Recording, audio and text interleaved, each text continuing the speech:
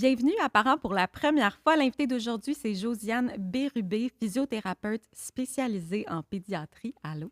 Allô, Véronique. Merci beaucoup d'avoir accepté l'invitation de venir partager ton expérience professionnelle avec parents pour la première fois. Euh, J'aimerais tout d'abord connaître un peu qu'est-ce qui a motivé ton choix d'aller dans ce domaine-là. Oui. Premièrement, le domaine de la physiothérapie, là, au sens large, j'ai choisi d'aller en physio parce que j'étais une passionnée de biologie. Là. J'étais toute petite, j'écoutais des émissions du corps humain, puis j'aimais vraiment, vraiment ça. J'aimais tout ce qui touchait là, les sciences de la santé, même chose au cégep, les cours de bio, j'adorais. Puis, j'aimais aussi beaucoup tout ce qui était relation d'aide. Fait que c'est ça qui OK. m'a là, poussé un petit peu plus vers la physiothérapie. Puis plus spécifiquement, la physiothérapie en pédiatrie, ça a été vraiment une découverte durant là, mon parcours à l'université. On avait eu un cours en pédiatrie avec les bébés. Puis comme probablement la majorité des gens à l'écoute, là, la physiothérapie pédiatrique, c'est quelque chose qui est très méconnu là, de Mm. la population en général. Et je dirais même des étudiants même en physiothérapie. Donc, moi, je ne savais pas là, qu'on pouvait travailler à ce point-là auprès des enfants là, en étant physiothérapeute. Fait que j'ai vraiment eu une révélation là, durant mon parcours à l'université par rapport à cette clientèle-là. J'ai fait un stage aussi avec cette clientèle-là que j'ai adoré. Puis c'est ça qui m'a là, poussée vers la physiothérapie OK. pédiatrique. Puis Ouais. c'est vraiment les enfants de 0 à, je veux dire, Quand on parle de physiothérapie pédiatrique, on parle vraiment du 0-17 ans, c'est ça. finalement. Puis, on peut voir plein de types là, d'atteintes. Là. En fait, les gens sont habitués de consulter en physiothérapie pour des blessures un petit peu plus musculo-squelettiques, hein, Ouais, une ouais. douleur à Mm. l'épaule, une entorse de cheville, des douleurs au niveau du dos, ou même il y en a des fois qui ont des atteintes neurologiques, des gens qui ont des AVC, qui ont besoin de réadaptation. Mais la physiothérapie pédiatrique, c'est sûr qu'elle peut aller chercher toute cette clientèle-là aussi Mm. en adaptant notre façon d'intervenir parce qu'on est chez des enfants qui ont un corps en développement, qui est en Mhm. changement constant. C'est sûr qu'il Constant. faut un peu adapter notre façon d'intervenir. Puis évidemment, on utilise le jeu un petit peu plus dans nos interventions. Mais il y a quelque chose de très méconnu, en fait, là, du côté un petit peu plus méconnu de la physiothérapie pédiatrique, c'est l'aspect qu'on est spécialisé dans le développement moteur global des enfants. Mm. Développement moteur global, ça veut dire tout ce qui est motricité globale ou grossière, c'est-à-dire l'acquisition des différentes habiletés motrices chez l'enfant. Exemple, Comme, ouais, c'est ça, ramper. ramper, assis, quatre pattes, marcher, debout. Mm. Donc, on est vraiment spécialisé là-dedans. On peut évaluer le développement moteur de l'enfant, puis ensuite là, intervenir selon les problématiques qu'on va trouver. OK. Justement, on en viendra à ça parce que moi, j'ai un coco de presque 21 mois qui ne marche pas seul. Ah! Il OK. marche là, comme quand il a son petit trotteur, Oui, je ne sais pas comment tu appelles ça, là, avec mais appui. Oui, un petit trotteur, là, avec oui, oui. appui, c'est ça, mais seul, pas encore. Donc là, on OK. dirait que ça aussi, c'est très partagé de Ah, c'est correct jusqu'à 2 ans, tu sais, ça va. Oui, Puis le Ouh, c'est un peu tard. faut Donc, s'inquiéter ou pas. c'est ça. Donc, on va pouvoir aussi Oui, démystifier ça oui. tantôt. Bien, d'abord, ce serait quoi les raisons principales de consultation? Oui. Bien, il y a tout ce que je parlais tout à l'heure, un petit peu plus là, connu là, du grand public. Là, on peut traiter un enfant qui a une entorse de cheville, on peut traiter un enfant qui a des douleurs au niveau du Ouais. dos. Mais Peut-être plus au niveau bébé ouais, ou, tu au sais, niveau des de tout la petite petits, enfance, là? exactement, au niveau des tout petits, ce qu'on va plus voir, là, il y a le fameux torticolis plagiocéphalie qu'on entend beaucoup parler. Fait que Ou ça, souvent, on... la tête plate, n'est-ce pas? OK, Exactement. parfait. Parce que c'est un gros mot, des fois. Oui, exactement. Ouais, Si on veut vulgariser, c'est c'est ça. vraiment la tête plate finalement. Puis, on a aussi tout ce qui est, là, comme je le disais tout à l'heure, nos fameux retards, un petit peu plus au niveau du développement là, moteur global de l'enfant. On a des enfants qui ont des paralysies du plexus brachial suite à l'accouchement. C'est Ça, quoi c'est ça, un là? problème de mobilité au niveau d'un bras. En OK. fait, c'est lors de l'accouchement, quand il y a utilisation d'un accouchement un petit peu plus difficile, parfois il y a l'utilisation de forceps, Oui. ventouses, etc. Bon, bien, on peut avoir un étirement du plexus brachial qui OK. contient tous les nerfs qui vont amener sensibilité, motricité là, dans notre bras. Fait qu'on a des enfants qui sont blessés à ce niveau-là. OK. On a des enfants aussi qui ont des atteintes, des atteintes neurologiques là, diverses. Là. Fait qu'on a des enfants qui peuvent avoir de la paralysie cérébrale. Vous avez sûrement déjà entendu parler de la paralysie cérébrale. On a des enfants qui ont des dystrophies musculaires, des maladies, la dystrophie musculaire de Duchenne, pour donner un exemple. Il y en a Mm. plein d'autres, là, mais c'est Mhm. le plus connu. On a des enfants qui ont d'autres maladies dégénératives au niveau neurologique. certains syndromes génétiques. On peut nommer la trisomie 21. Fait que ça aussi, ça amène des problèmes au Ah niveau oui, du hein, c'est vous développement. qui vous occupez là, de cas comme celui-là là Oui, aussi. OK. tout ce qui est la motricité globale, souvent, ce OK. sont des enfants qui vont être justement un peu plus hypotoniques. On appelle ça nos bébés, nous, on appelle ça les bébés mous, hypotoniques, un peu plus faibles. Bien, c'est des enfants là, pour lesquels on va avoir besoin d'intervenir là, aussi. Fait qu'il y a vraiment une clientèle qui est très variée. Mm. Ça dépend un petit peu aussi dans quel milieu de travail on est finalement. Là. Ouais. Fait que souvent, ce qu'on appelle l'accès direct, la première ligne, les cliniques privées, bon, on va retrouver un petit peu plus les torticolis, les retards de développement un petit peu plus légers, plexus brachial, des enfants aussi qui ont des difficultés un petit peu plus avec les activités de motricité plus avancées. Exemple, là, les troubles du développement de la coordination qu'on appelle. Là. OK. Les fameux enfants qui vont être choisis un petit peu en dernier, malheureusement, là, dans les équipes lors du cours d'éducation physique, là, ceux qui sont un petit peu plus malhabiles. Ouais. Fait que donc, on peut intervenir aussi facilement auprès de cette clientèle-là. Puis, tous les autres diagnostics que j'ai nommés, c'est une clientèle qu'on retrouve souvent plus en centre de réadaptation. Fait que les OK. enfants qui ont des grosses dystrophies musculaires, les enfants qui ont certains syndromes génétiques, les enfants qui ont de la paralysie cérébrale, ça, c'est quelque chose qu'on a besoin d'une référence médicale pour consulter, puis on est référé dans un centre de réadaptation. Tandis que ce que j'ai nommé avant, c'est plus accessible là, à tout le monde en première ligne en ayant accès en clinique privée, finalement. OK. Là. Puis toi, tu travailles en clinique privée? Moi, j'ai déjà travaillé en clinique privée OK. au début. Au début, j'ai travaillé en clinique privée avec la clientèle adulte, là, je vais dire traditionnelle, là, ce que tout le monde connaît de la physiothérapie, finalement. Ouais. Puis, j'ai fait un petit peu de clinique privée aussi en pédiatrie. Puis, je me suis dirigée là, vers la réadaptation. Fait que moi, je travaille vraiment dans un centre de réadaptation là, à Québec. OK.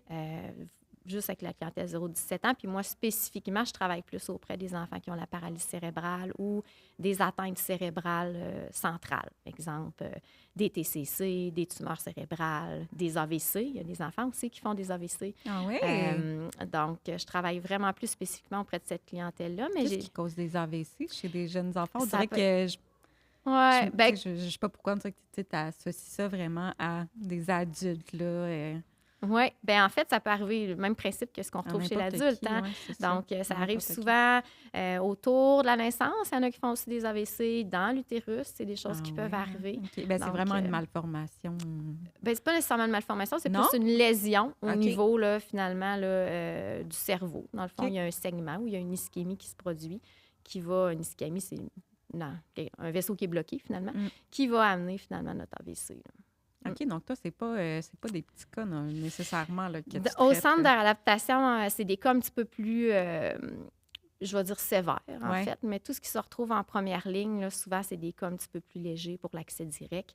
Mais on peut retrouver exactement les mêmes diagnostics en centre de réadaptation, mais avec des atteintes plus sévères puis plus persistantes. Ça veut dire qu'ils vont demeurer plus longtemps, donc l'enfant va avoir besoin d'un suivi beaucoup plus long. Ça, habituellement, c'est des cas qu'on va traiter plus en milieu hospitalier ou en centre de réadaptation. Il y a le milieu hospitalier aussi qu'il ne faut pas oublier. Là, Ouais. des enfants qui ont de l'arthrite juvénile, des enfants qui ont des cancers, en allant de la leucémie jusqu'à la tumeur cérébrale. Fait que, c'est tous des enfants qui vont avoir besoin de réadaptation pour se reconditionner ou réapprendre à marcher ou corriger certaines problématiques. Là. OK. Puis, ce serait quoi les symptômes, justement, à... Je veux pas commencer à inquiéter les parents, Oui. puis que là, on commence à tout regarder les moindres gestes de nos enfants, mais quand même, est-ce qu'il y a des symptômes plus populaires, récurrents? Qu'il faut s'inquiéter. C'est ça. Bien là, c'est sûr qu'on peut aller... Il y a certaines atteintes que je vais parler qui sont quand même assez rares. Là. Puis habituellement, tu sais, un AVC à la naissance, souvent, ça peut être diagnostiqué assez tôt. Là. Les médecins vont s'en rendre compte puis avoir une référence de fait. Parfois, ça peut aller un petit peu plus tard dans la vie de l'enfant. Mais, par exemple, pour un AVC, ça pourrait être un enfant qui devient hémiplégique. Donc, il y a une partie, la moitié de son corps, finalement, qui a de la difficulté à bouger. OK. Comme un peu on peut retrouver chez l'adulte, finalement. Ouais. Mais personnellement, ce genre d'inquiétude-là, c'est plus rare. Là. Mais comme parent, ce qu'il faut surveiller peut-être un petit peu plus, ce serait un enfant qui... si on a une référence d'un neveu, d'une nièce, un autre frère ou sœur, on se rend compte qu'au niveau de son développement moteur, c'est un très bon indicatif, là, ce qui se passe au niveau du développement moteur global de l'enfant. Si on se rend compte qu'il n'atteint pas les étapes du développement comme attendu, OK. exemple, un enfant je veux dire, un enfant de 11 mois qui ne tient pas assis, normalement, un enfant vers 6 mois, ça va tenir assis. Ouais. Un Justement, parlons-en. Oui, Clairement, là, des étapes oui, de développement.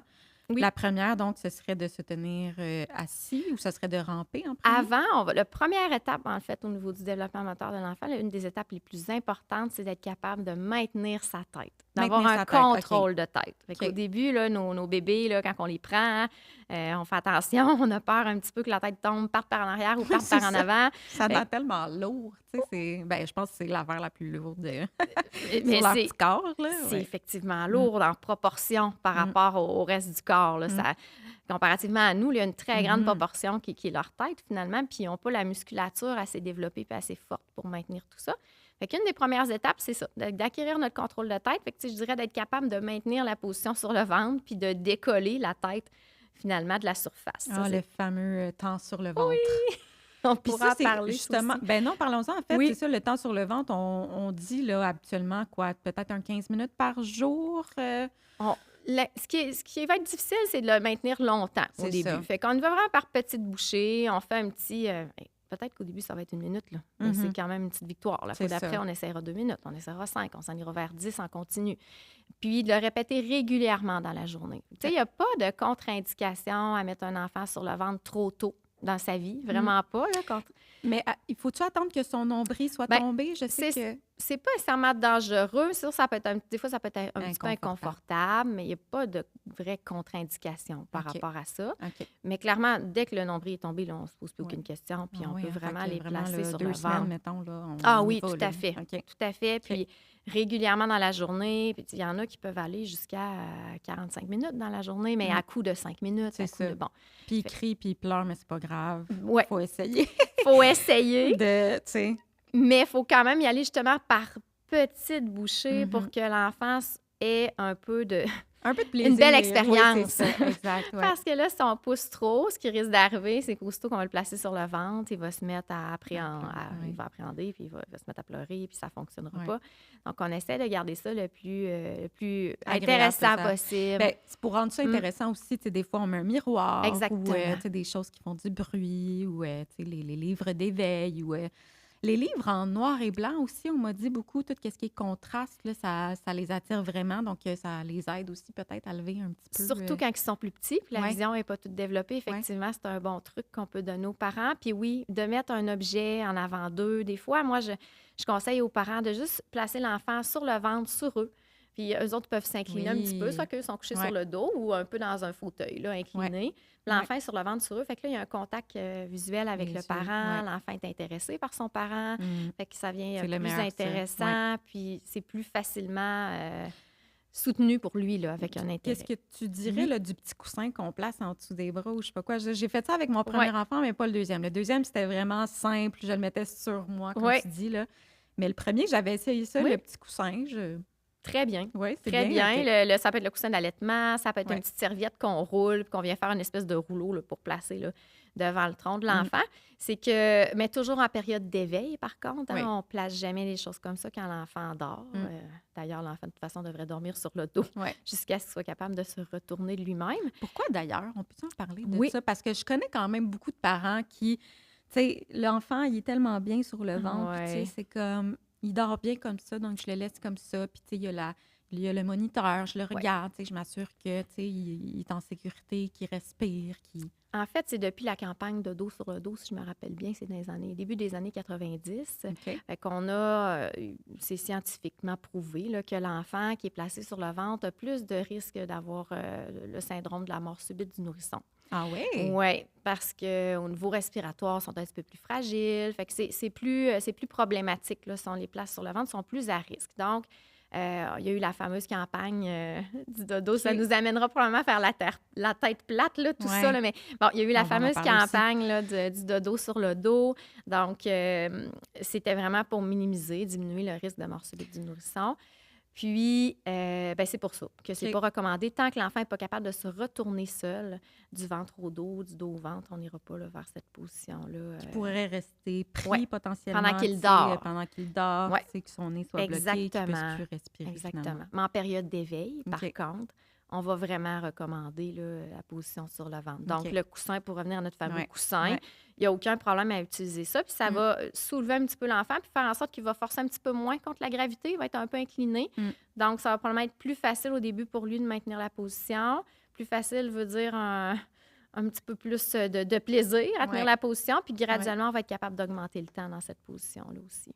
Petite parenthèse par rapport Oui. à la mort subite du nourrisson, parce que pour vrai, à mon premier enfant, on dirait que ça, c'était comme, comment je pourrais dire ça, la chose qui m'inquiétait le plus. On dirait que j'étais comme, mais OK, ça l'arrive n'importe quand, ça peut arriver. Tu sais, on dirait que je comprenais pas, mais dans le fond, c'est contrôlé, tu sais, dans le sens que justement, si on s'assure que ses voies respiratoires sont dégagées, tu sais, on n'a pas à s'inquiéter de ça, là. Tu sais, quand il dort paisiblement sur le dos, il ne va pas avoir une mort subite, là. Normalement, non. Normalement, C'est quand même rare. On va se dire la vraie chose, c'est quand même assez rare. Ouais. Mais il n'y a pas, tu sais, je ne veux pas faire peur aux parents, là, loin de là. Non, là. c'est ça. Mais il n'y a pas, tu sais, il faut prendre toutes les mesures nécessaires pour minimiser le risque. Donc, ne pas le coucher sur la ventre, ne pas avoir de couverture libre dans le lit, de même les contours de lit, là, les fameux contours de couchette, là, on conseille de ne pas en mettre là, pour pas que l'enfant se retrouve le visage pris dans le contour. Mais on ne peut pas... Ouais. Ça peut arriver quand même. Je OK? comprends. C'est un peu... Mais tu sais, quand c'est ta mais peur c'est rare. principale, là, Non, faut on se pas, calme. non, OK, en parfait. proportion, il faut quand même respirer. On prend le moins de risques possible, on met Ouais. toutes les chances de notre côté, puis normalement, il ne devrait pas Mais avoir je de me problème. souviens, on dirait que je me réveillais tout le temps. Je voulais savoir s'il Ouais. respirait encore. Là. J'étais comme, Ouais. voyons, tu sais, on dirait que...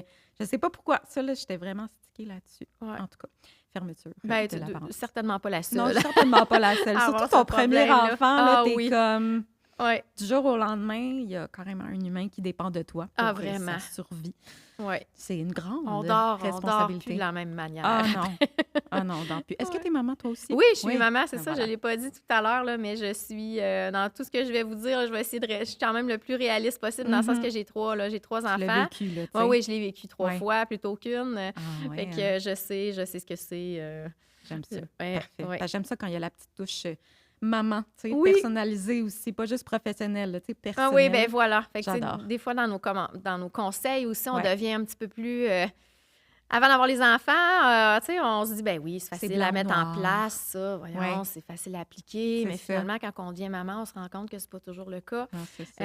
Fait qu'on vient un petit peu plus nuancé parfois Ouais. dans nos conseils. 50 exercices. Shades of Motherhood, que je dis tout le temps. Exactement. Donc là, c'est ça, on a parlé de l'étape de se mettre sur le ventre. Après Oui. ça serait quoi l'étape? Est-ce que ça Ben, serait de se retourner du dos Il au va avoir les ventre ou- retournements. OK. Souvent, le premier retournement, ça va être le retournement du ventre vers le dos. Ça va se faire un petit peu d'une façon, je dirais, non contrôlée. là. L'enfant joue sur le ventre, puis comme on disait tout à l'heure, sa tête est tellement grosse et Ouais. pesante en proportion du reste de son corps qu'il va suivre quelque chose des yeux, puis il va tourner tombe. sur le dos, puis là, il est tout surpris, Ouais, puis c'est il se ça. demande Comme qu'est-ce qui vient de se passe. passer?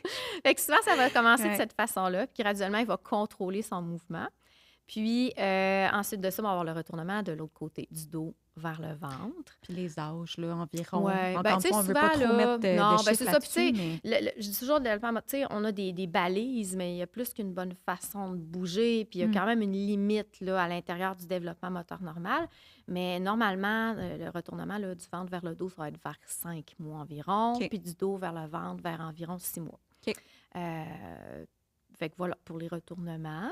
OK. Ensuite, puis là, on va y aller plus vers les grosses étapes parce qu'il y a des sous-étapes aussi, là. Ouais. Mais ensuite, il va y avoir la position assise aussi, là, qui va être acquise. Fait qu'on dit que vers 6 mois, normalement, l'enfant devrait être pas mal capable de commencer à tenir assis pour dire que l'enfant est vraiment capable de jouer dans la position, tu sais, aller chercher un jouet d'un côté, aller chercher un jouet de l'autre, être très stable. Ça peut aller jusqu'à 7-8 mois, là, facilement, là, Ouais. dans tout le contrôle de la position assise. Puis justement, la DME, ça vient plus dans ce temps-là aussi, là, quand Ouais. vraiment que bébé est capable de bien bouger Oui. sa tête de chaque côté, que tu sais. Il y a aussi commencé à avoir des réactions. On appelle ça les réactions d'équilibre dans notre jargon à nous en physio, les réactions de protection, se protéger si on parle d'équilibre.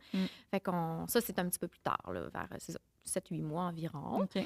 Puis Puis le ramper aussi, là, qui va ouais, arriver là, ouais. dans ces Puis environs-là. juste avant ça, là, j'ai comme des petites questions Ben au oui, fur et ben à oui. mesure. Mais est-ce qu'il y a des choses qu'on peut faire aussi pour favoriser du dos au ventre ou du ventre au dos? Est-ce qu'il y a des choses que tu... Ben juste, le premier conseil que je pourrais donner à tout le monde, qui est vraiment simple à appliquer, c'est le plus possible en période d'éveil, laissez votre enfant jouer sur le ventre. Tu sais, faites-vous un petit espace dans la maison avec des tapis, un petit tapis d'éveil, des jouets, où il va pouvoir jouer sur le ventre, développer son contrôle de tête, puis justement, éventuellement, arriver à, oups, je suis tombée sur le dos sans m'en rendre compte, puis OK, comment je ferais bien pour me retourner sur le ventre? Fait que juste ça, déjà là, l'enfant va vraiment là, aller solliciter son développement moteur finalement.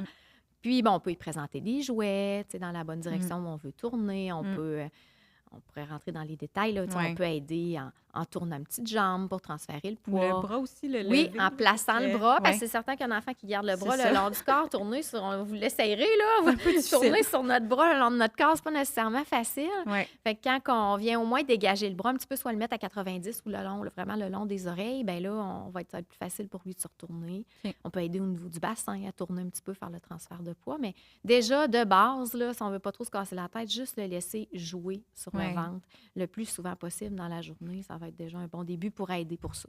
OK. Donc, l'étape de ramper, ça vient vers l'âge de 7 mois 7 mois environ. aussi. OK. Qu'est-ce qu'on peut faire aussi pour favoriser ça, pardon? Je vais répondre encore la même chose. Même Fait que chose, si hein? l'enfant joue sur le ventre, on Ouais. place des jouets un petit peu plus loin, normalement, il va avoir l'intérêt vers le jouet, puis graduellement, tranquillement, pas vite, il va se déplacer vers le jouet. Ça, c'est sûr que je parle depuis tout à l'heure d'enfants qui ont un développement moteur assez normal, hein, qui n'ont Ouais. pas de diagnostic précis, qui n'ont pas de problème de force ou de problème de raideur chez les enfants plus spastiques. Fait qu'on parle vraiment d'un enfant qui a un développement moteur normal, ça devrait Être se ça, développer là, de environ. cette façon-là, un petit peu OK. naturellement. OK. Puis, ben c'est ça. Après, le ramper, il faut avoir... Oui. Mais ramper, c'est ça, c'est drôle parce qu'il y en a qui rampent super bien à Oui. 4 pattes, puis il y en a d'autres que des fois, c'est genre un gorille ou je sais pas quoi, tu sais, qui sont vraiment sur le ventre, puis ils prennent juste leurs mains. Oui. Mais tout ça, c'est normal. Tout Il y a- ça, Il y a plus qu'une bonne façon de De bouger. ramper, Il y a finalement. plus qu'un bon patron. C'est OK. sûr que le patron qu'on souhaite, c'est le patron où on a comme le bras puis la jambe du côté opposé qui avance en même temps. Mais OK. ça c'est Vraiment un patron, c'est un patron un petit OK. peu plus mature. Fait que souvent, OK. au départ, ils vont bouger 2 membres en même temps dans Ouais. le même mouvement. Ça, c'est normal dans le développement moteur de commencer par ça. Il y en a qui vont justement évoluer vers une façon de faire un petit peu plus mature, puis il y en a d'autres qui vont garder cette façon-là de faire. On essaye de Ouais. solliciter, mais si ça se passe pas, c'est pas la fin du monde non plus. Puis, qu'est-ce qui arrive si l'enfant ne rampe tout simplement pas? Il y en a qui passent carrément là, d'être assis à « je suis debout puis je marche ». Il n'y a pas cette étape-là de fait. Il y en a même qui se déplacent assis. Hein? Il y en a, Oui, je sais c'est pas, ça, oui, c'est il y en a fesses, qui là. marchent sur les fesses là, au lieu de faire le 4 pattes, au lieu de faire le ramper. Ouais. Encore une fois, il faut juste... des fois, on a souvent des questions de parents par rapport à ça. C'est-tu normal? Faut-tu que je Ouais. m'inquiète? Bien, en fait, il faut juste s'assurer qu'il n'y a pas rien en dessous de ça. Mhm. Pourquoi l'enfant n'a pas été capable d'aller ramper, n'a pas été capable de marcher à 4 pattes? Est-ce que j'ai vraiment une problématique, exemple, qui est très hypotonique, le bébé mou que je parlais tout à l'heure? Il manque de force, il manque de dissociation, un petit peu de contrôle de ses mouvements. Mais s'il n'y a rien d'inquiétant, en fait, si tous ces aspects-là sont normaux, ben oui, ça se peut qu'il y a des enfants qui vont se déplacer assis. Ce qu'on va essayer de favoriser à ce moment-là, c'est essayer de le placer quelques fois par jour à 4 pattes, juste pour essayer de solliciter. Mais si ça se peut qu'on n'y arrive pas, puis lui, il trouve que ça va plus vite marcher assis, Ah, tellement. puis que là. c'est plus efficace. Ben moi, c'est ça. là, Ouais. comme je te disais, mon enfant de 21 mois ne marche pas seul, puis il rampe, il court en rampant, Ah, en fait. ouais. là. Il va tellement vite. Donc, des fois, j'ai l'impression que c'est ça aussi. Mm. Tu sais, il trouve que ça va C'est plus trop vite. efficace. Ben oui, c'est ça, il est efficace, il n'y a pas de problème. Il Ben, manque rien dans sa vie. Là, tu sais, à voilà. part des fois, ça aussi, c'est drôle. Quand il est sur l'asphalte, tu sais, puis qu'il porte des shorts ou quoi que ce soit, là, il se met en Mowgli. position de Là, l'ours, tu sais. Ah là. oui, Oui, c'est on ça. appelle Puis il ça est de la même position de avec l'ours. ses jambes. Puis je suis comme, là, il faudrait commencer à marcher. En tout cas. Ah, ben là, me s'il fait est rendu rire. en position de l'ours, là, d'après moi, ça devrait pas trop... Ah ouais, hein? on n'aura pas trop tardé, là. Il est trop drôle. Il a vraiment les petites fesses en l'air. Puis il est comme, mais tu sais, il est vraiment bon. Je le trouve tellement habile, tu sais, Ouais. mais en même temps, c'est ça. Ah, ça va Il a probablement quand même venir. 21 mois, là, mais ouais, tranquillement, mais sûrement. Mais pour la marche, justement, là, tu sais, peut-être un petit barème, là. C'est pas dramatique, 21 mois, mais souvent, aux environs de 15-16 mois, peut-être aller faire une petite évaluation pour, OK. en physio. Mais Juste je l'ai s'assurer fait, que... bon, parfait. évaluer, mais pas en physio, c'est une chiro, en fait, OK. qui l'a vraiment regardé, qui s'assurait aussi qu'il n'y avait pas de, tu sais, peut-être des tensions. Est-ce que c'est Oui, parce qu'il y a mal oui. en quelque part, tu sais? Puis elle, Puis le développement là, moteur, peut-être. Là. Je ne sais pas c'est si elle ça. évaluait le développement moteur, mais tu sais qu'il y a une petite évaluation de son développement moteur parce que souvent, ce qu'on dit vers 15, tu sais, le chiffre d'1 an, tout le monde le connaît, un enfant autour d'1 an, ça marche. Mais tu sais, si on regarde un petit peu là, une fenêtre un petit peu plus large de la normale, on peut étirer jusqu'à 15-16 mois sans trop se poser de questions. Puis Là, un 21 enfant, mois. ouais, mais non, mais il n'y a rien de dramatique probablement, mais il va être un petit peu hypotonique, c'est ça, il faut Ouais. voir. Y Elle a-t-il m'a dit un petit coup de pouce? hyperlaxe, Ah, je ben pense voilà. que c'est le mot qu'elle a utilisé. Hyperlaxité, c'est Ouais, les ligaments qui sont un petit peu trop souples, finalement, c'est qui ça. Elle semblait dire que tiennent. c'était juste ça, mais tu sais, elle, Ben, chiro, des c'est fois, peut-être avec pas, l'hyperlaxité, arrive l'hypotonie, puis OK. un petit peu de faiblesse en dessous. Fait que ça OK. pourrait expliquer pourquoi il ne marche pas encore. OK. Mais moi, souvent, ce que je dis aux parents, aux environs de 15-16 mois, justement, on a étiré un petit peu, puis si on voit que l'enfant ne marche pas, ben, tu sais, il y a tout un raisonnement derrière tout ça. Là. Y a-t-il Ouais. d'autres problématiques? J'ai-tu d'autres inquiétudes dans mon examen neurologique? Bref, Mm. comme physio, il y a plein de choses qu'on va aller vérifier. Je comprends. Mais juste faire un petit survol, Ben ben, y a-t-il des choses qui m'inquiètent? Puis probablement que la réponse va être, ben, il est un petit peu hypotonique, un petit peu hyperlaxe, il n'y a rien qui m'inquiète. Tu sais, ils vont donner des petits conseils Mm. pour encourager la marche, OK. faciliter qu'il commence à marcher. Probablement qu'après ça, ça va être parti. Puis Ben, c'est bon Mm. que tu le dises. Moi, Ouais. à son suivi de 18 mois, en fait, quand je suis Ouais. allée voir sa médecin, elle m'a dit justement, ben, on se revoit, on va prendre un autre rendez-vous dans 3 mois. S'il ne marche toujours pas là, Mm. ben, tu sais, on ira peut-être plus loin, justement, voir une physio, mais tu sais, tant qu'à, on peut le faire aussi avant, il n'y a pas de Mm. trouble. Mais elle disait, aux environs d'eux. oui, c'est ça. Mais elle semblait dire aussi, tu sais, elle me demandait ben, depuis combien de temps il rampe, OK, depuis Oui. combien de temps il se lève debout, OK, depuis combien de temps il est capable de bouger de gauche à droite.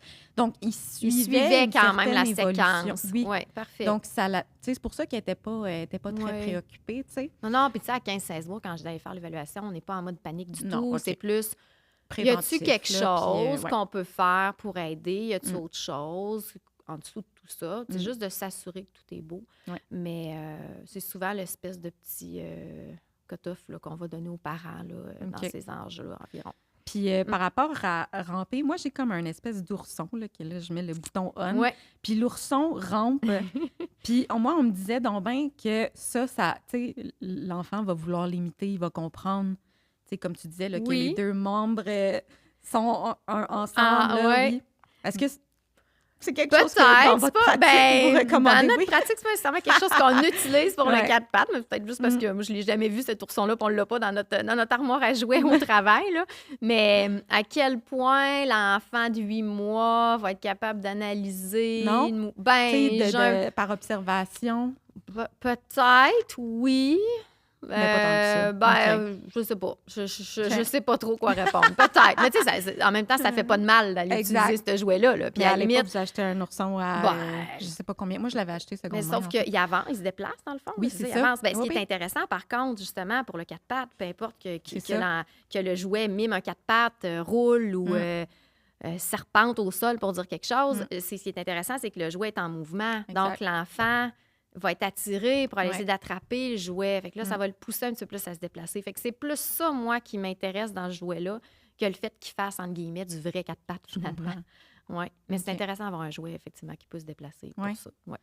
Est-ce qu'il y avait une autre étape, non? Après marcher? Ben, De après, marcher, il va y avoir on a le pas debout, mal, là. ouais. Ben là, le OK, on debout l'a vers skippé 12 un peu, hein? mois. Ben, C'est vrai. debout, là. Ils vont Ramper commencer à debout. se lever debout 10, OK. 11, 12 mois dans ces environs-là avec appui. Tranquillement, pas vite, on va laisser les appuis. Ils vont, comme on disait, se déplacer un petit peu de côté, un petit peu ce que le médecin avait vérifié.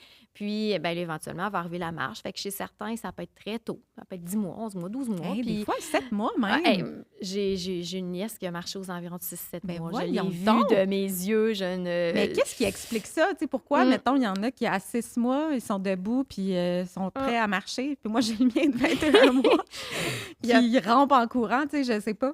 Il y a plein de facteurs, OK. c'est sûr. Est-ce que l'enfant, la nièce que je parle, c'était quelqu'un qui était très, très forte, là, très, très tonique, une bonne musculature bien développée, fait que ça a dû l'aider. C'est génétique, ça? C'est parce que Oui, les parents je pense sont que comme... en partie, oui. Elle est née ouais. comme ça, là, clairement, là, avec cette force-là. Il y a des enfants, au contraire, qui naissent un petit peu plus hypotoniques, un peu plus hyperlaxes, un peu très plus mou. souples, plus mou. Effectivement, ça fait partie d'eux. Puis, tu sais, il y a aux deux extrêmes, il y a des enfants très mous pour qui ça peut être pathologique. Mais il y a des enfants, puis il y a des enfants très raides ou très toniques pour qui ça peut être pathologique, mais il y a aussi une limite, tu sais, de la normale ou d'être un peu plus mou que la normale, être un petit peu plus tonique que la normale, c'est correct aussi. OK. Fait que bref, elle était comme ça. Puis il peut avoir l'intérêt de l'enfant aussi, tu sais. Si l'enfant a vraiment un intérêt marqué pour la marche, c'est sûr qu'il va l'acquérir plus rapidement. Fait qu'il y a plein de facteurs là, qui vont rentrer en ligne de compte. Mais tu sais, c'est sûr qu'un enfant qui a tous les prérequis, exemple, il a acquis son contrôle de tête tôt, il contrôle bien sa tête, il a bien contrôlé son tronc, il est assez fort, bien, c'est sûr que lui, il a plus de chances de marcher rapidement que l'enfant qui manque un petit peu de force, un petit peu plus de contrôle, parce que c'est la base. Si on ne contrôle pas la tête, le tronc, ben c'est sûr que de tenir statique debout puis de se mettre à marcher, ça va être difficile. Bien, c'est ça. Moi, j'ai réalisé peut-être que je ne l'ai pas assez invité à être debout. Je me disais, ah, ça va venir, tu sais. Ou je me souviens, avec mon premier enfant, j'avais un espèce de centre d'activité là, dans lequel je le mettais. Il va falloir en parler, Là, ça, oui, tantôt. c'est ça, parce qu'on a eu des questions là-dessus. Mais tu sais que là, ses jambes, là, il comprend la fonction de ses jambes, que quand il est ready, tu sais, il devient comme debout. Donc là, il expérimente ça. Mais c'est-tu bon, les centres d'activité? Très bonne question. Bien, en fait, c'est même le debout. Là, tu sais, des fois, on voit des parents qui prennent leur enfant de 1 mois et demi puis sont tout fiers. Hey, je le tiens debout, il fait du debout, il est donc bien bon. Puis tout le monde, toute la famille applaudit parce que l'enfant tient debout. Mais tu sais, un enfant, tant qu'il n'y a pas, justement, comme j'expliquais tout à l'heure, un bon contrôle de tête, un bon contrôle de Des fois, tronc, j'y vois la tête elle-même. C'est bien beau qu'il est debout, là, mais sa tête ça elle-même. donne rien, ça donne rien. Ouais. Puis en plus, tu sais, il va probablement avoir tendance à se mettre debout puis à se pousser un petit peu sur le bout des pieds, hein? Puis aller chercher, réveiller un espèce de patron de je sollicite là, mes mollets, à ma musculature là, de mes mollets, je me mets sur le bout des pieds. Puis parfois, quand ils vont commencer à marcher, ils vont garder un petit peu cette habitude-là. Fait que c'est pas nécessairement bon de mettre un enfant debout trop tôt. Il faut qu'il y ait les prérequis pour le faire. Il marcherait sur la pointe des pieds. Exactement. Ah ouais. Fait que la soucoupe, c'est un peu la même chose que... Ben, puis là, c'est là où je te disais tout à l'heure, je vais nuancer mes propos puisque je suis passée par là. Puis je comprends qu'une maman qui a un bébé qui fait pas beaucoup de sieste dans la journée a besoin, à un moment donné, de se libérer les mains. Mais, fait que bref, la soucoupe, c'est pas... La soucoupe, là, t'appelles ça, c'est le gym d'activité. Oui, l'espèce de l'enfant est comme soutenu par un petit harnais au niveau du bassin, puis autour de lui, là, il y a les jeux tout autour de lui. Là. Le problème avec ça, c'est que si on l'utilise, il faut s'assurer, encore une fois, je vais répéter la même chose, mais qu'il y ait un contrôle de tête. Ça ne donne rien de mettre un enfant dans une soucoupe si la tête tombe par en avant puis aucun contrôle, un certain contrôle de tronc. Fait que, tu sais, réalistement, avant 6-7 mois, mettre un enfant dans une soucoupe, il n'y a pas vraiment de logique en arrière de tout ça. Puis, si jamais on décidait de l'utiliser à partir de 6-7 mois, bien, c'est pour une courte période de temps. Ça serait vraiment... En fait, c'est beaucoup plus intéressant pour le parent qui puisse se libérer les mains que pour aider au développement moteur de l'enfant. Parce que là, encore une fois, il va aller se pousser. Souvent, ils vont se pousser en extension là-dedans. Fait qu'on vient un petit peu solliciter des patrons de mouvement que nous, en physiothérapie, on ne souhaite pas nécessairement encourager. Qui vont se pousser beaucoup par en arrière, puis ils vont aussi aller se pousser sur le bout des pieds, sauter, solliciter beaucoup, là, comme je disais, la musculature des mollets, finalement. Puis l'enfant, quand il va commencer à marcher, pourrait garder cette attitude-là, puis avoir tendance à marcher un petit peu sur la pointe des pieds. Peut-être que non, mais ça pourrait là, un petit peu l'amener vers ça. Fait que, y a-t-il quelque chose qu'on peut faire pour éviter ça? Est-ce que c'est mettre des souliers ou, tu sais, nous, on avait même, je pense... mis quelque chose en dessous parce qu'on trouvait qu'il était peut-être pas assez grand. On dirait que ses pieds, justement, au lieu qu'il soit tout le temps sur la pointe des pieds, on avait mis quelque chose pour que ses pieds soient peut-être plus plats. En appui, oui. C'est sûr que ça peut aider. C'est mieux ça qu'un enfant qui est suspendu complètement dans la soucoupe. C'est sûr qu'à mettre un soulier, des fois, ça fait descendre un petit peu le pied, c'est plus pesant, ça peut aider. Mais j'irais pas... Tu sais, si l'enfant est trop petit en longueur pour être dans la soucoupe, c'est parce qu'il n'est pas prêt à le faire. Puis, comme je vous dis, il n'y a comme aucun intérêt au niveau du développement moteur de l'enfant à utiliser. Ce serait vraiment pour la maman qui a besoin d'un petit break. Il faut qu'elle dépose l'enfant quelque part. Rendu, on peut le mettre dans un transat. Exactement. Ou sur le ventre. C'est ce que j'allais dire. Tant qu'à ça, j'aime mieux une maman qui a installé un tapis d'éveil, qui a commencé tôt à mettre son enfant sur le ventre. Donc, justement, à 6 mois, l'enfant va pouvoir rester 15 minutes sur le ventre sans pleurer. Là. La maman, elle va l'avoir, là, son moment où elle va pouvoir faire autre chose. Puis, j'aime mieux ça. J'aime mieux, à la limite, un porte-bébé. J'aime mieux un enfant qui va être assis dans les petits bancs Bumbo, les espèces de Ah oui, petits tu bancs. les aimes, les Bumbo? Je les aime justement pour libérer un petit peu les mains. Puis, encore une fois, chez un enfant qui a quand même un contrôle de tête. C'est ça. Un enfant que la tête tombe à gauche, à droite, par en avant, il n'est pas prêt. Mais tu sais, à partir de 3-4 mois, le Bumbo, pour moi, c'est bien. Là. Il est bien assis, il apprend à contrôler un petit peu. Mais il est bien assis, mais on dirait que quand même, tu sais, il est comme coincé. Oui, bien, ça lui tient le bassin, finalement. Ouais. Fait que, tu sais, ça peut être bon, justement, quand les enfants ont acquéri le contrôle de la tête, le contrôle de la partie supérieure du tronc, là. Tu sais, ils n'ont pas encore tout le bassin. Fait qu'ils sont capables de travailler, faire travailler le cou et le tronc, puis le bassin est supporté. Puis on peut mettre la petite tablette en avant, il peut prendre des jouets. Fait que ça peut être bien, mais encore là... Pas trop longtemps. Ben moi, entre ça, puis je vais être tannante avec mon ça. sur le ventre, puis les 4 pattes, puis rampé. Ouais. J'aime mieux ça. Mais j'aime vraiment mieux le Bumbo. Là. Tu sais, le Bumbo, on le recommande là, parfois. Mais pas pour manger. Mais pas la soucoupe. Là. Le pour Bumbo, manger, pendant qu'on mange, on m'avait mieux dit dans que... la chaise haute. Oui, parce qu'on m'avait dit qu'il ne contrôle pas nécessairement... j'aime mieux le la bassin, chaise haute. puis en tout cas, j'aimerais mieux la chaise haute pour manger aussi. J'essaie de me rappeler de la raison, mais je sais plus. En tout cas, j'en avais parlé, il me semble, dans un épisode de podcast, là, que pour manger, c'est pas la meilleure chose. Là, non, mais pour jouer, puis pour justement libérer les mains de maman, je pense que ça peut être une belle façon. J'aime mieux ça que la soucoupe, personnellement, que le centre d'activité. Là. Il y a plein de termes pour la fameuse soucoupe, là, mais oui. OK. Ouais. Les pieds plats. C'est quoi les pieds plats, en fait? On a reçu ça comme question, si c'est normal, puis jusqu'à quand? Mais qu'est-ce qu'on veut dire par les pieds plats? Oui, les pieds plats, en fait, c'est quand on regarde l'enfant debout, quand il prend de l'appui sur ses jambes, puis qu'on voit l'arche là, du milieu de notre pied qui s'affaisse un petit peu, qui vient s'écraser contre le sol. Parce que normalement, quand on a le pied en appui au sol, il reste un petit espace. On a une arche qui se forme. Mais ce qu'il faut savoir, c'est que le pied plat est tout à fait normal dans le développement moteur de l'enfant, dans le sens qu'au départ, l'enfant va avoir un pied plat, puis il peut avoir son pied plat jusqu'à l'âge de 7 ans. Là. Fait que jusqu'à 6-7 ans, il n'y a pas d'inquiétude à avoir un enfant qui, quand met du poids sur ses jambes, le pied s'affaisse vers l'intérieur. Ce qu'il faut surveiller, par contre, puis ce qui serait rassurant dans ce cas-là, c'est de voir un enfant qui, quand il se met sur le bout des pieds ou justement quand son pied n'est pas en appui sur le sol, bien, on le voit, le petit arche. On voit qu'il se forme. Mais on voit que quand on met du poids, le pied n'est pas assez fort, puis là, ça s'écrase un petit peu. Quand on voit ça, on ne s'inquiète pas. Ça va se développer avec le temps. On va laisser l'enfant marcher sur différentes surfaces. Il va se renforcer tranquillement, pas vite, puis l'arche devrait se former. Puis d'ailleurs, ça, c'est un autre conseil que je peux donner aux parents, là, c'est quand même important, là, des fois, là, chez un enfant avec un développement normal, encore une fois, là, je ne parle pas de mes enfants qui ont de la paralysie cérébrale, on s'entend qu'il faut corriger le pied, il faut mettre des orthèses, il faut mettre des souliers pour aligner comme il faut le pied. Mais un enfant qui a un développement moteur normal, c'est bien de le laisser marcher des fois sans gros souliers. Oui, sans bas. Oui, nu-pied pour tout l'aspect aussi sensoriel, sentir les différentes surfaces, mais aussi pour, justement, qu'il développe un petit peu plus sa musculature de son pied. Fait que, tu sais, qu'il y ait des petits souliers à la garderie, c'est bien. Qu'il arrive le soir qu'on a les souliers qui marchent un peu nu-pied, c'est bien d'avoir un petit peu des deux, finalement. Mais même les pyjamas avec pieds, on m'avait dit, tu sais, c'est bon d'avoir un peu des deux, tu sais. Il y en a qui ont des pieds, puis d'autres, justement, tu sais, pour que les orteils aussi puissent vraiment prendre leur place. Des fois, d'avoir le pied nu, c'est pas une mauvaise idée. Des fois, ils sont comme ça dans leur pyjama. Oui. Quand le pyjama devient trop petit, c'est surtout. Mais non, c'est ça. Ça peut être intéressant là, d'avoir les enfants un petit peu plus pieds nus. Mais comme je dis, à moins d'avoir une condition haute pour que le médecin ou un physio vous aurait dit non, lui, ça y prend des souliers en tout temps, ça y prend des orthèses. Mais c'est bien de laisser cette arche-là se développer. C'est comment qu'on sait si notre enfant a besoin d'orthèses? Est-ce qu'il marche d'une certaine façon?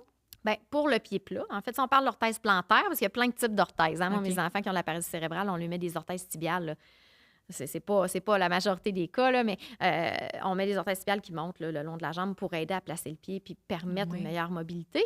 Mais mettons qu'on y va plus avec ce qui est le plus courant, les orthèses plantaires, bien, c'est pas prouvé que l'orthèse va aider à faire former l'arche plus rapidement ou à aider la biomécanique de notre jambe, finalement. Fait On va mettre des orthèses plantaires quand on a vraiment quelque chose de très sévère, OK. c'est-à-dire qu'on a une déformation importante, un pied plat important.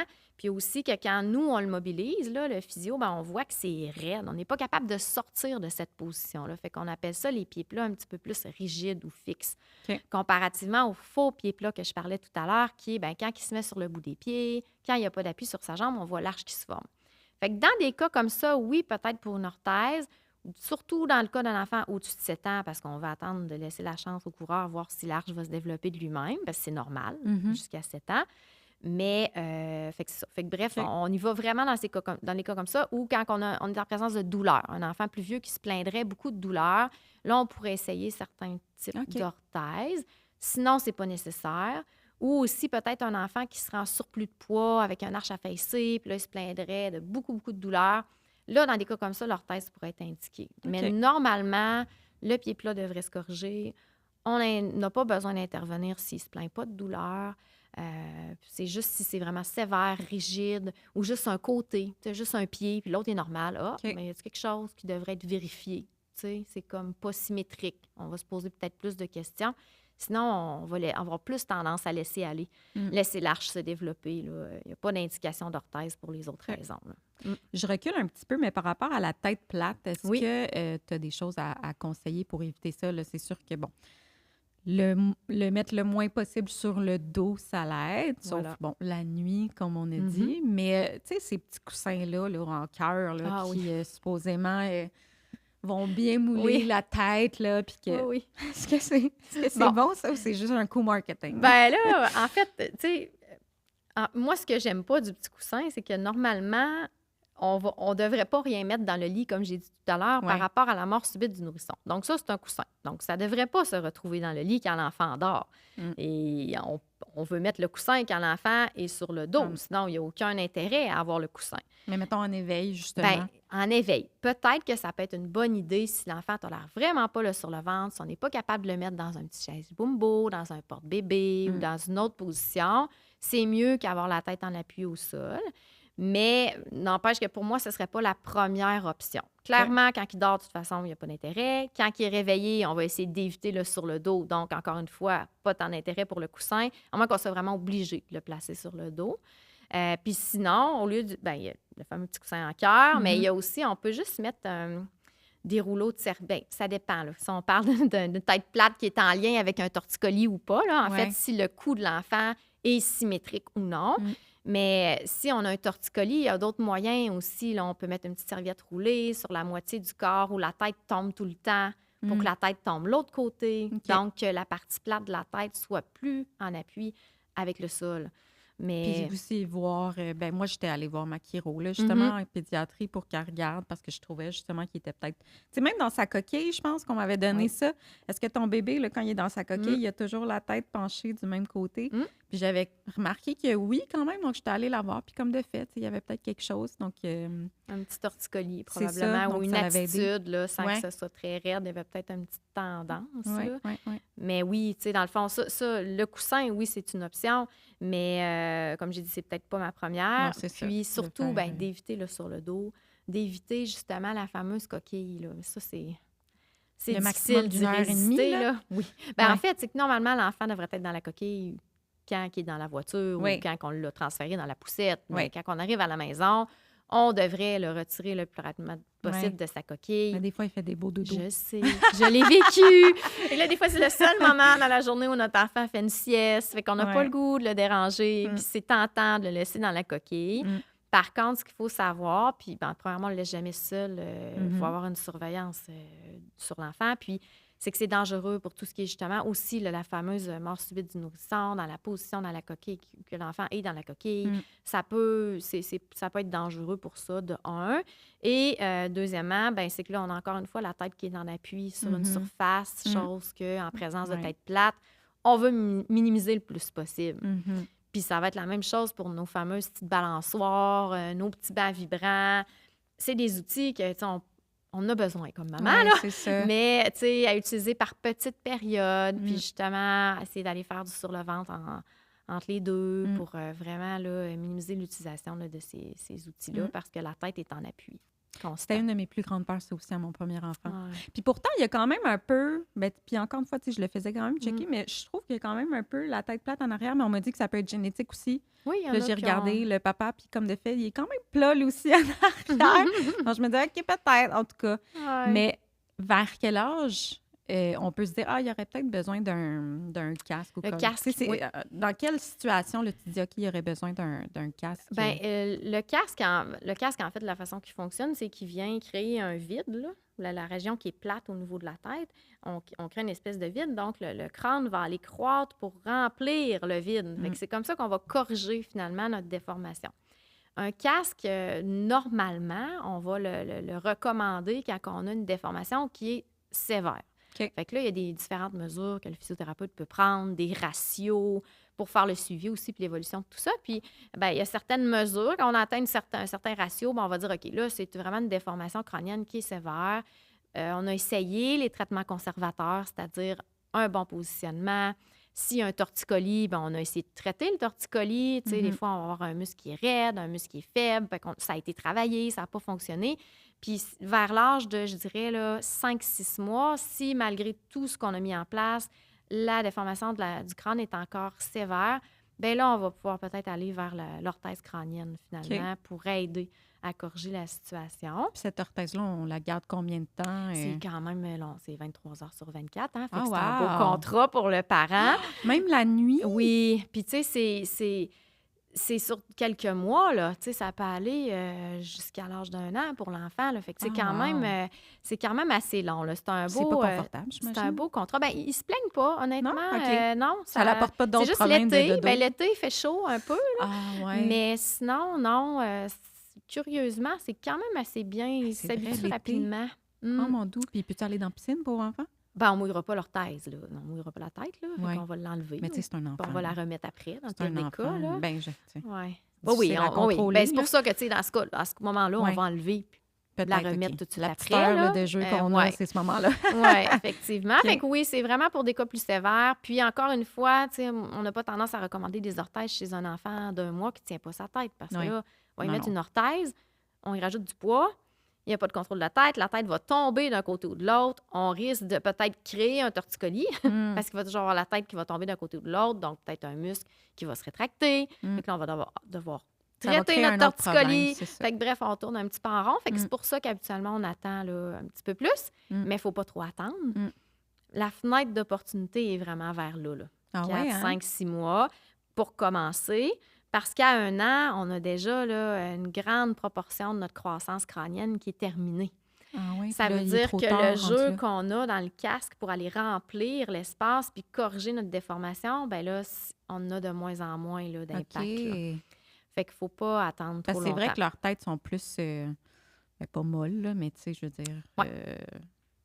Malléable. Oui, c'est ça. Puis Parce on que a les besoin de ça fontanelles, aussi, oui, hein, parce que les pendant fontanelles ne sont l'accouchement pas et tout ça, fermées. Oui, on c'est préfère une belle idée quand même que le crâne soit malléable. Mais c'est ça, les fontanelles vont se fermer là, en grande... Ben, il y en a qui se ferment plus tard, là, mais mettons en grande majorité aux alentours d'1 an. Fait que là, on va avoir moins d'impact au niveau de la Mais de là, ce il qu'on arrive peut faire. quoi, là, mettons, là, au bout d'1 an, là, tu te réveilles, là, où tu n'étais pas au courant de la physio, Ouais. tu n'étais pas au courant de tout ça. Ouais. Qu'est-ce que tu fais? C'est quoi tes options? Si tu réalises justement que ton enfant, il a peut-être un peu Il y la a tête plate. plus beaucoup, malheureusement, d'options passé 1 an parce que là, ben justement, là, ça va être fusionné. Donc, tu sais, ça va comme être un peu soudé là, de cette façon-là. Mais, tu sais, je vais rassurer les parents, là, habituellement, quand il y a une plagiocéphalie sévère, on s'en rend compte. Là. C'est pas nous, ça va être le médecin ou l'infirmière au vaccin qui, à un moment donné, va voir quelque chose. Là. Fait que c'est assez rare. Là. Mais ce qui est plus fréquent, c'est de s'en rendre compte, pas nécessairement 1 an, mais s'en rendre compte un petit peu plus tard, 5-6 mois. Puis là, ben, on commence à être un petit peu tard pour le casque. Souvent, on va essayer de le mettre quand même, voir qu'est-ce que ça va donner. Mais il n'y a pas beaucoup d'options. Mais en même OK. temps, ce qu'il faut savoir par rapport à la tête plate, c'est qu'il n'y a pas d'impact au niveau cognitif là, Non, sur OK. l'enfant, non. Fait que Il va c'est pas, vraiment il y a pas une esthétique. partie... OK, c'est juste C'est vraiment esthétique. Ah oui, esthétique. c'est pas Oui. plus que ça. J'aurais Non. pensé que c'est sûr que ça l'affecte de quoi. Non. C'est sûr que si on est capable de le corriger, on essaie de le corriger parce qu'il peut quand même avoir des impacts. Exemple, un enfant plus tard qui a un casque d'hockey à se mettre sur la tête puis il y a une déformation sévère, ça se pourrait qu'il y ait de la misère à se trouver un casque qui fit, un casque de vélo, un casque... OK. Bon. Fait que c'est sûr qu'on essaie de le corriger, mais c'est vraiment esthétique. Fait que c'est pas non plus là, dramatique OK. si l'enfant d'1 an a Ah, mais encore je suis la tête contente d'entendre plate. ça. Ouais. Moi, j'étais sûre que ça allait entraîner Non, il y a pas d'autres c'est problèmes. esthétique là, vraiment au niveau de la tête plate, mais c'est sûr que moi, ce qui me tannerait le plus, ce serait le torticolis Mmh. qui aurait pas été associé à la tête plate, qui aurait pas été traité. Mmh. Bien ça peut amener des asymétries au niveau du développement moteur. Ça peut amener des problèmes. Ça peut faire en sorte qu'un enfant va juste utiliser une main au début parce Ouais. que c'est la main qui regardait, qui Mmh. voyait. Il ne sait pas que l'autre existe. Il avait toujours la tête tournée vers la droite. Là, c'est un exemple parmi Ouais. tant d'autres, mais ça peut amener des petites particularités au développement moteur, un torticolis. Puis ça aussi, c'est important d'intervenir le plus rapidement possible parce que les traitements vont avoir besoin d'être moins longs, moins intenses là, Mmh. pour régler la situation. Puis quand on intervient dans les premiers mois, là, ça va vraiment récupérer là, très facilement. Si OK. on attend, ça va être autre chose. On a reçu une question, la position W, Oui, les jambes placées en W. Oui. D'ailleurs, mon 21 mois Fais a ça aussi. souvent, puis je le remets, je replace. Mais tu sais, Ouais. à la garderie, je le sais qu'il n'y a personne qui le replace. Tu sais, Ouais. Fait que je me dis, bon, je fais ma part, mais là, à un moment donné, tu sais, je suis pas tout le temps Ouais. là. Oui. Bon, qu'est-ce qu'on fait avec le W? Ben, C'est puis ça. pourquoi qu'ils font ça? Ben, je comprends qu'ils sont, tu sais, on dirait que ça les stabilise peut-être un peu, ils sont bien là-dedans, tu sais, mais Ils sont confortables, mais ça ne Oui. demande pas beaucoup d'efforts. On vient Mm. s'accoter dans nos ligaments, finalement. On est bien, on ne force pas trop, la Mm. musculature ne travaille pas trop. Mm. Fait que je pense que c'est vraiment pour ça qu'ils vont se passer dans cette position-là. Bien, c'est sûr que c'est un travail, c'est un travail compliqué. Il faut les repositionner. Mais je pense que la stratégie la plus efficace, ce serait peut-être d'offrir une autre possibilité à l'enfant, Mm. une autre position pour jouer.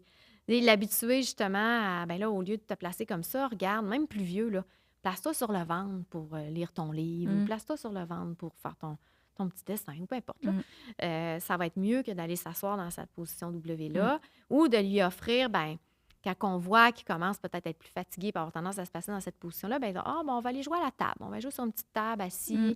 Fait que là, on va minimiser cette position-là ou on va dire, ben on va essayer de l'asseoir le dos à côté sur le divan, le dos à côté au mur, s'asseoir sur un petit coussin, tu sais, un petit banc, juste lui donner la chance, y enlever Ouais. le moyen de se placer dans cette position-là. Mm. Finalement, ça va peut-être être plus simple pour le Mm. parent que de corriger. Mais effectivement, quand on le voit dans cette On corrige position-là, tout de suite. Là. Mais soit- on dirait qu'il comprend pas. Là. Après ça, je le remets. Tu sais, puis là, il y a les gens, mettons comme ça, puis il est comme. il, Il est pas content, là. il était bien dans sa Ouais. position. Genre, pourquoi tu me déranges? Ouais. Fait que ce serait d'y offrir, tu sais, de l'asseoir ailleurs pour Mm. essayer qu'ils ne prennent pas trop ce positionnement-là. Puis ça peut causer quoi, ça, cette position-là, W? Oui, avec le temps, en fait, les enfants, hein, les os, on a parlé des os du crâne, hein, mais ils ont les os du corps au complet très malléables. Ouais. Ils ont des plaques de croissance qui sont bien ouvertes et très grandes. Fait que c'est certain que d'aller jouer dans l'os, de créer des torsions dans l'os à ces âges-là, ben c'est assez facile. Mm. Fait que si on a un enfant qui s'assoit toujours dans cette position-là, ben on peut se retrouver avec des torsions au niveau du tibia, l'os de notre jambe, ou des torsions au niveau du fémur, l'os de notre cuisse, qui pourraient amener plus tard une démarche avec les pieds vers l'intérieur ou les pieds, bon. Fait que, Ah oui, OK. Oui, fait que c'est pour ça Pas qu'on... vers l'extérieur? Ou Ça comme les pourrait jambes? aussi, OK, dépendamment comment OK. il s'assoit, puis de quel os vient la déformation, mais on pourrait se ramasser avec un mauvais alignement des membres inférieurs à la marche. OK. Puis, ben si on corrige pas ça, normalement, ça se corrige en l'évitant, ces positions-là. Mhm. Puis, naturellement, avec la croissance, le début de la marche, la mise en charge sur l'os, les muscles qui se développent autour de nos hanches, normalement, ça va rentrer dans l'ordre tout seul. OK. Mais il faut vraiment limiter ce Ouais. positionnement-là puis, pour pas Parce que j'en que vois ça quand même, s'entretienne. si je pense, là, puis tu sais, mais même des adultes qui ont Oui. vraiment les pieds vers Oui. l'intérieur, puis que... Il y en a beaucoup. Puis c'est une raison de consultation aussi. Ouais. Je ne pense pas l'avoir dit tantôt, mais on a beaucoup de parents qui s'inquiètent sur le positionnement, justement, des membres inférieurs, des enfants. On a parlé du pied plat, mais justement, des enfants qui marchent avec les pieds par en dedans, des enfants qui ont les genoux arqués, un petit peu cow-boy. OK. Non, mais on drôle, a ça. ça, des fois. Ah C'est ouais. normal chez l'enfant jusqu'à 2 ans. Fait que Mm. jusqu'à 2 ans, on ne s'inquiète pas. Mais passé 3 ans, si on a encore les petites jambes cow-boy, ou si on en a juste une, jambes on va appeler ça mes petites jambes cow-boy, si on en a juste J'adore. une arquée C'est puis drôle. l'autre droite, bien là, on va se poser des questions, on va aller consulter. OK. Mais normalement, ça rentre dans l'ordre. Les genoux collés aussi, tu sais, les genoux qui viennent se toucher un petit peu plus. Ça, c'est normal à peu près entre 4 et 7 ans. Donc, si c'est présent au-delà de 7-8 ans, bien là, on peut aller consulter aussi pour faire vérifier ces aspects-là. Mais oui, il y a plein de différentes, un petit peu de déformations là, qu'on peut retrouver là, chez les enfants. Puis oui, il y en a qui vont, ça va perdurer, pour qui ça va perdurer jusqu'à l'âge adulte. Mhm. Mais normalement, ça devrait rentrer dans l'ordre. Puis de toute façon, s'il n'y a pas, l'enfant ne s'enfarge pas. À chaque fois qu'il court, il n'est pas en train de tomber. Ben, malheureusement, même si c'est encore présent, passé 8, 9, 10 ans, mais qu'il n'y a pas de répercussion dans sa fonction, il n'y Ça va aura être pas ça. d'intervention. Là. On n'ira pas opérer un enfant là, pour ça s'il n'y a pas d'impact dans sa fonction. Là. On a parlé brièvement, en fait, là, des causes possibles d'un retard de développement moteur. Tu sais, on a parlé des causes peut-être plus sévères comme Oui. tumeur cérébrale Oui. et AVC et tout ça. Mm. Ça pourrait être quoi les autres causes qui sont peut-être moins sévères, Oui. justement? Ben, il y en a plein. Il y a plein de causes. Puis il y a la cause aussi inconnue. Là. Il y a des OK. enfants qui ont un retard de Ouais. développement, puis on ne trouvera jamais la cause. Mais j'en ai parlé un peu tantôt, les fameux bébés un peu plus mous, un peu Ouais. plus faibles. C'est certain que ça va avoir un impact sur le développement moteur. Mais pourquoi ils sont plus faibles? Moi, je comprends pas. Ben, il y a, tu sais, il y a Ouais. plein de réponses possibles. Est-ce que l'enfant, comme on a dit tout à l'heure, il était un petit peu prédestiné à être un peu plus mou que la normale? Mm. Est-ce que l'enfant, ben justement, parce qu'il était, tu sais, c'est une roue qui tourne, hein? Parce qu'il était un petit peu plus mou, ben quand on a essayé de le placer sur le ventre quand il était tout petit, ben il n'aimait pas ça. Fait que là, évidemment, Ouais. nous autres, on a arrêté de persévérer. Mais là, en arrêtant de persévérer, l'enfant n'a pas développé sa force. Fait que la force va aider à améliorer son tonus. Fait que bref, on est un petit peu pris dans une roue qui tourne. Fait que ça peut OK. être ça. Puis il y en a d'autres, comme on disait, que des fois, c'est juste inné. Oui, bien, on ne sait pas. Il y a des causes inconnues. Ouais. Il y en a on a nommé des syndromes génétiques. Mm. On a nommé, il y a plein de problèmes. Là. On a nommé des maladies, des atteintes métaboliques, des enfants qui font de l'hypothyroïdie là, de naissance. Bien, ça peut expliquer un retard de développement. Il y a des enfants qui ont des problèmes visuels qui peuvent expliquer un retard de développement. Il y a des enfants qui ont des problèmes auditifs qui peuvent expliquer un retard de développement. Il y a toutes les fameuses maladies neuromusculaires qui sont plus rares. Puis, ben c'est ça. Il y a des enfants qui sont aussi... je parle pour l'acquisition des activités un petit peu plus avancées. Là, quand on parle plus de coordination motrice, il y a des fameux enfants malhabiles qui, dans leur cerveau, il y a des choses qu'ils font qui ont de la difficulté à acquérir là, ces mouvements-là un petit peu plus complexes puis coordonnés. Ils sont faits comme ça. Fait que, c'est plus difficile pour eux. Fait qu'il y a multitude de choses qui peuvent expliquer un retard de développement. Puis c'est pour ça aussi que c'est vraiment important D'aller quand on consulter. note, oui, parce que là, il faut voir, OK, c'est un retard de développement classique, bon, on va stimuler l'enfant, puis ça va rentrer dans l'ordre, puis on s'inquiète pas trop, ou il y a des petites choses qui m'accrochent en dessous, il y a peut-être autre chose, il y a peut-être un diagnostic qui n'a pas été posé pour cet enfant-là. On s'entend que c'est la minorité des cas quand même, mais il faut le garder en tête, puis je pense que c'est important de consulter. Là. Puis dans l'autre cause que je suis en train d'oublier, mais pour les retards de développement aussi, il y a la sous-stimulation. Mais oui, là, absolument. on est ailleurs, tu sais, dans le Ouais. sens que la majorité des parents stimulent adéquatement leur enfant. Ben, là. c'est ça, tu sais, encore une fois, je prends mon fils comme exemple, mais tu sais, j'essaie de penser, mais là, je vais pas penser là, parce que c'est le podcast, mais tu sais, j'essaie de penser un petit peu, puis je suis comme, tu sais, qu'est-ce que j'ai fait de différent de mon autre, tu sais, mon autre, justement, à 13 mois, je pense qu'il marchait, 14 mois. C'est lui. Ouais. C'est lui, probablement. Là, Puis ça se peut vraiment que c'est ça, t'as 2 enfants, mais que ce soit complètement différent les moi, deux, toi les 3. oui, moi, j'en ai eu une, entre autres, elle a défié tout ce que je pensais, en fait, qu'elle allait se passer. Là, normalement, l'enfant, dans son développement moteur, quand il commence à marcher, ben, tu sais, il va faire quelques pas, il va expérimenter. Là, il va dire, finalement, j'en reviens à 4 pattes, c'est bien plus vite. Oui, Il fait un c'est petit peu de ça. 4 pattes. Là, le lendemain, il fait quelques pas. Il arrête, il s'en met à 4 pattes. Fait que ça, on a une fluctuation qui est normale là, dans le développement moteur, dans une période d'acquisition d'une nouvelle activité, finalement. Mais, en tout cas, moi, personnellement, là, elle n'a pas fait ça du tout. Là. Elle a même pas essayé quelques pas. Puis, c'est une tranche de vie, là, on était partis en voyage, puis elle s'était fait garder. Puis, quand j'étais revenue, elle s'était mise à marcher tout d'un coup, là, mais d'une grosse distance. Au lieu de faire les petits pas de côté, les petits pas en avant, j'ai l'impression qu'elle, dans son caractère, elle s'est dit, moi, quand je vais marcher, je vais marcher. Ouais, Pas de OK. niaisage, ce ne sera pas 2-3 petits pas. Fait que, tu sais, il y a un petit peu de ça aussi, là, peut-être, là, de la personnalité de l'enfant aussi peut influencer ça également. Puis, on a parlé vite de la position de l'ours. Qu'est-ce qui fait que, selon toi, tu m'as dit, tu sais, s'il fait cette position-là de l'ours avec les jambes droites puis qu'il est capable de marcher comme ça, ben il va marcher bientôt. C'est quoi qui Ben, explique? il y a déjà un bon bout de fait, là. Il reste juste il reste À juste se à enlever lever. l'appui des mains et à relever le tronc, là. Fait que Ouais, c'est ouais, certain qu'il a déjà compris un petit peu comment ça va se passer. ouais. Fait que c'est un indice que, tu sais, OK. probablement que ça s'en vient. Mm. Mais c'est ça, juste de s'assurer qu'en dessous de ça, il y a pas d'autre inquiétude, finalement, là. Mm. Ben moi, en fait, ça fait pas mal le tour des questions. Toi, est-ce que tu penses qu'il y aurait d'autres choses à rajouter? Qu'est-ce qu'on n'aurait pas pu? J'ai parlé des déformations. Ben peut-être, oui, il y a quelque chose que j'ai pas parlé, là. Quand on parlait de la fameuse soucoupe, là, le centre Oui. d'activité, Oui. il y a d'autres choses aussi là, qu'on évite le plus possible. Ah oui, là. c'est Entre vrai. autres, le Oui. Jolly Jumper, là, c'est pas quelque chose Ah oui, hein. qu'on aime, nous, là, Mm. pour les mêmes raisons que la soucoupe. Là. Mm. On stimule beaucoup là, de se pousser sur la pointe des pieds. L'enfant est passif, il n'y a pas de contrôle au niveau du tronc. Fait qu'on Fait que ça oublie... stimule vraiment pas Non. les bons muscles, Non, finalement. Là. Puis on OK. pourrait penser qu'on va améliorer nos réactions d'équilibre, nos réactions de protection, mais pas du tout avec ça. Une Fait que, fausse bonne idée. exactement. Fausse D'accord. bonne idée. Puis, ben ça, c'est banni du Canada. Je pense qu'on a été le premier pays à interdire la vente des fameuses marchettes entourées. Fait que je pense pas que les parents à l'écoute aient ça à la c'est maison. vrai, Là. ça? Les marchettes, là, c'est vraiment une marchette avec Oui, des oui, roues oui, pour se oui. déplacer. L'enfant est soutenu. C'est pas bon, ça. Non, parce que c'est dangereux. Il y a eu beaucoup de chutes, là, entre autres dans les escaliers. Puis, OK, mais au fait niveau du développement... c'est comme la soucoupe. OK. Fait que l'enfant est soutenu, il est passif. C'est vrai, fait c'est que- vrai. Je savais pas que ça avait été banni ici. Oui, au Parce que ma Canada, sœur, elle c'est habite interdit. aux États-Unis, puis c'est vrai qu'elle en a utilisé sais un. pas, les Salut Vanessa qui États-Unis, regarde c'est, l'épisode, mais...